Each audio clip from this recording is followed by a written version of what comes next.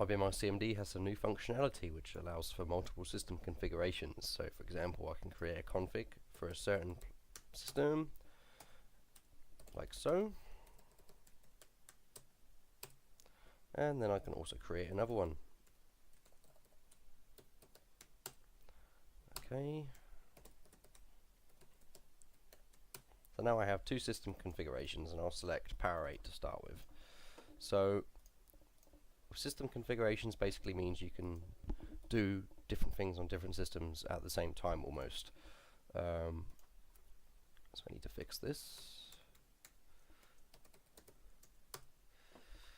And well, basically I've just set up the library list for this remote configuration, and I know it's for this system because it says library list for Power 8, which is the system name I've set up.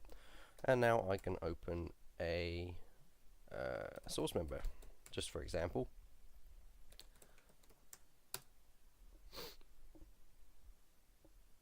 Okay, so I've opened a source member on Power 8, and now let's switch over to Watson Junior by going to select Remote System, Watson Junior, and then when I do Control-Shift-A, the system name will change. You get the idea. But firstly, I need to set up the library list. I need to make it so the default isn't QSys Tools. That is not even the library name. So now I've set up my library list for once again Watson Junior. I can do Control-Shift-A, Q RPGLE source, my source, and let's take off read-only mode so we can edit the source member too. This is my source member. Save, Control-Shift-X, blah blah blah. Upload. Yes, I'm okay with that. There we go.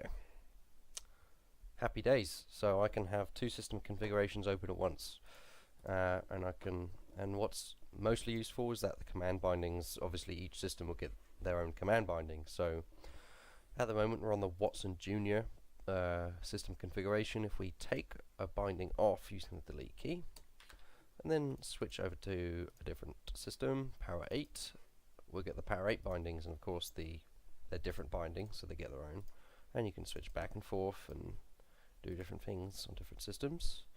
They of course have their own library list, and when we open an error, then of course it'll be for the specific system. Well, that is basically as complicated as it gets. Something to note is that if you switch systems while you have a source member open that you can edit, so let's move over to Power 8 again, and then we try and save the source member, Control-Shift-X, you can only save this member when you're connected to Watson Junior, because we can only save members when we're connected to that remote system configuration. Of course we could make it so it switches, but at the moment that's how it is. So yeah, I hope that makes sense. So if this was in non-read only mode, we could edit this right now. So but yes, that's good. I hope this was informative. I hope it's helpful. Great, thanks for watching.